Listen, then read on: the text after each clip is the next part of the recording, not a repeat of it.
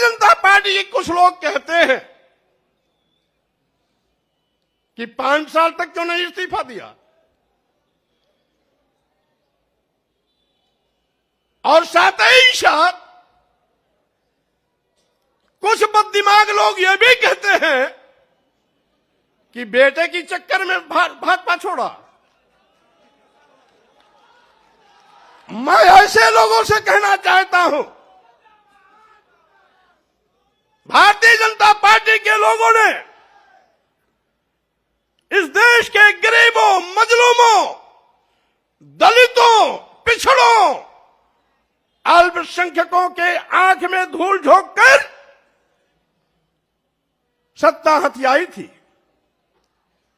कौन नहीं जानता, ये भारतीय जनता पार्टी केशव प्रसाद मौर्य और स्वामी प्रसाद मौर्य का नाम उछालकर पिछड़ों के बलबूते पर सरकार बनाई थी।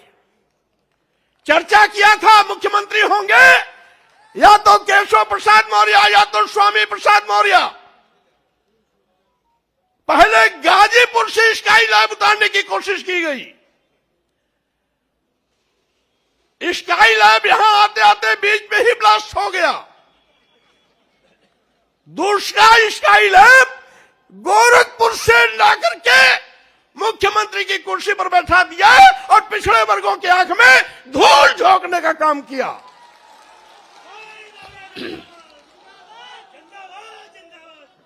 आज सरकार बनावे दलित और पिछड़े, और मलाई खामे वो लोग अगड़े 5% लोग। मैं कहना चाहता हूं, आप कहते हो नारा दे रहे हैं 80 और 20 का, और मैं ये कहता हूं 80-20 नहीं, अब तो होगा 15 और 85 का। 85 तो हमारा है, 15 में भी बंटवारा है।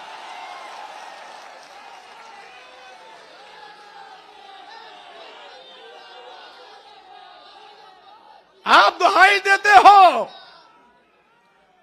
उत्तर प्रदेश की सरकार को, मैं चेतावनी देता हूं। आप कहते हो हम हिंदू कार्ड पर चुनाव जीतेंगे। अगर आप बड़े हिंदू के हमदर्द हैं तो अनुसूचित जात, अनुसूचित जनजाति, पिछड़े वर्गों को भारतीय संविधान के अंतर्गत जो अधिकार देकर के आरक्षण की व्यवस्था दी गई, उसको अजगर की तरह निगलने का पाप क्यों किया आपने? अभी अभी 69,000 शिक्षकों की भर्ती हुई, 19,000 आरक्षित पदों पर सामान्य वर्ग को नियुक्ति पत्र दे दिया। योगी जी, क्या अनुसूचित जाति के लोग हिंदू नहीं है क्या?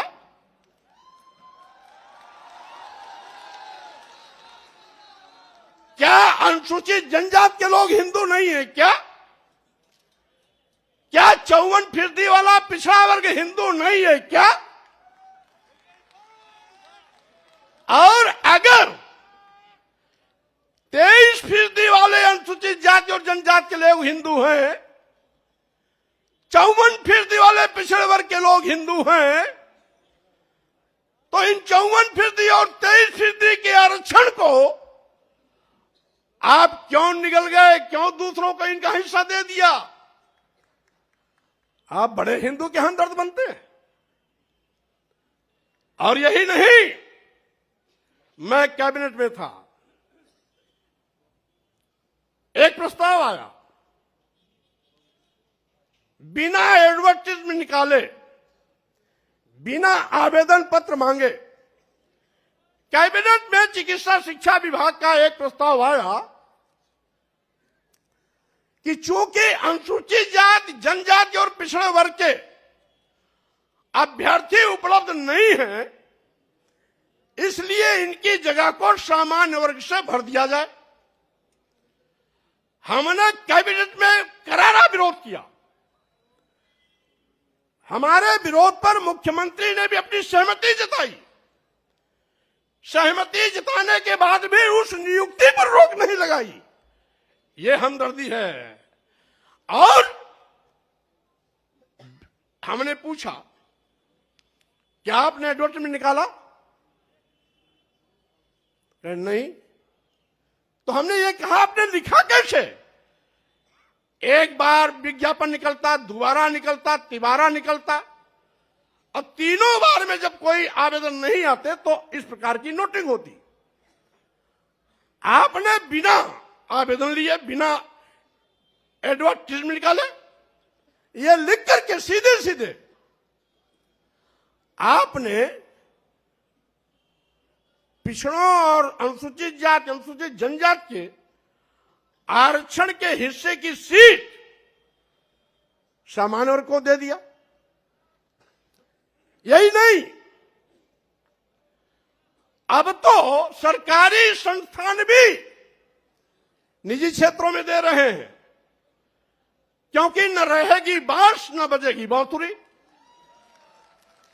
यानी जब सरकारी संस्थान निजी क्षेत्र में चले जाएंगे तो आरक्षण देने की जगह ही नहीं रहेगी। आरक्षण अपने आप खत्म हो जाएगा, क्योंकि निजी क्षेत्रों में आरक्षण वैसे भी नहीं होता।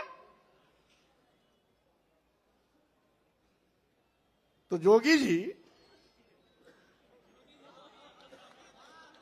मैं ये कहना चाहता हूं,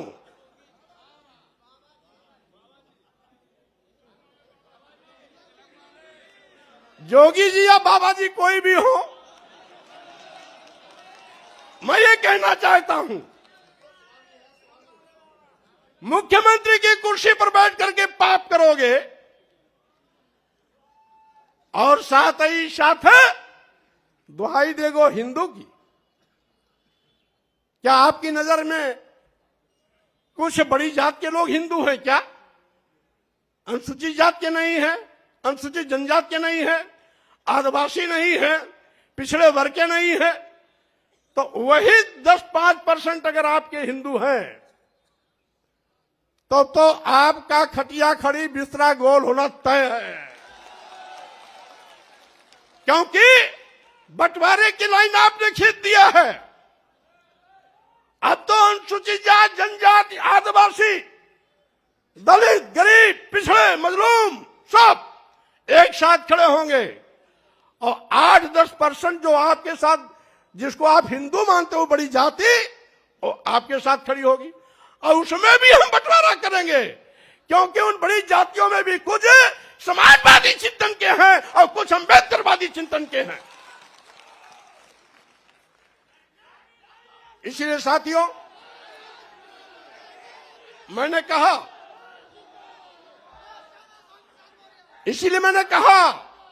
आज का ये जो कार्यक्रम है, अभी तक तो ये समाजवादी विचारकों का जमावड़ा था। अब ये समाजवादी के साथ साथ, लोहियावादी के साथ साथ अम्बेडकरवादी विचारधारा का भी जमावड़ा का संगम हो गया। और इसीलिए हम ये भी कहना चाहते, बगल में उत्तराखंड में 3 बार मुख्यमंत्री बदल सकते हैं। आप 5 साल इंतजार क्यों किए, उसी को बता रहा हूं।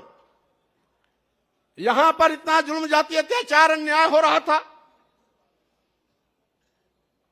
लखीमपुर की घटना, हाथरस की घटना, गोरखपुर की घटना के साथ साथ 2 दर्जन ऐसी घटनाएं हैं जहां एफआईआर लिखने में आपने हीलावाली किया। और साथ ही साथ जहां गोरखपुर 1.5 महीने के अंदर गगहा थाने में 7 हत्या हुई, 5वीं हत्या हुई तो मैं स्वयं मौके पर पहुंचा। मैंने बल्कि ये कहा भी कि हो सकता है उत्तर प्रदेश में कानून का राज हो, लेकिन गगहा और गोरखपुर में गुंडा राज है।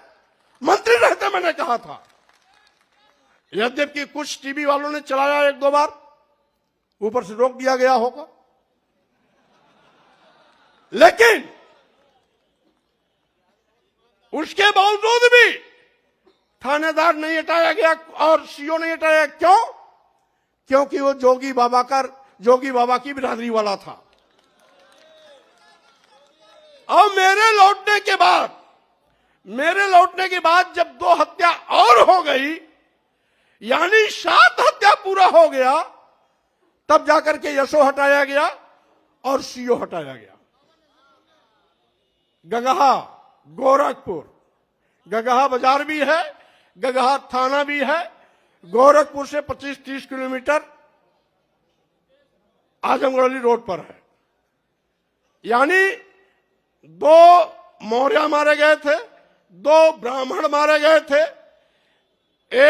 2 बनिया मारे गए थे और 1 अज्ञात महिला की लाश मिली थी। ये 7 हत्याएं, 2 मौर्य, 2 ब्राह्मण और 2 बनिया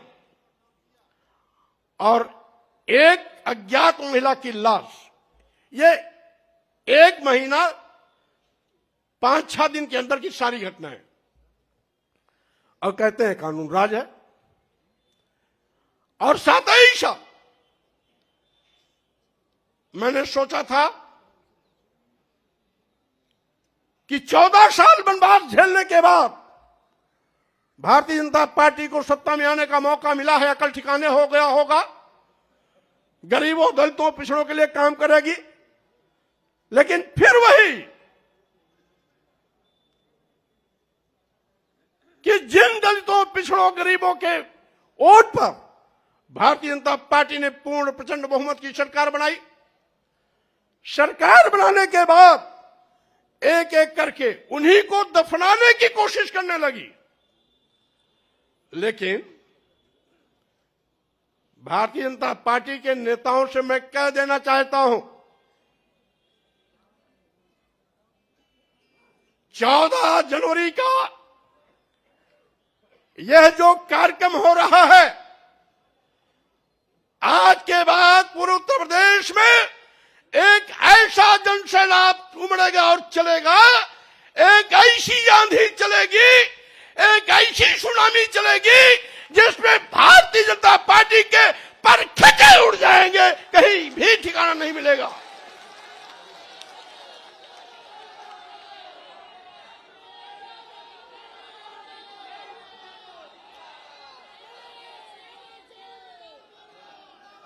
और साथ ही साथ मैं ये भी कहना चाहता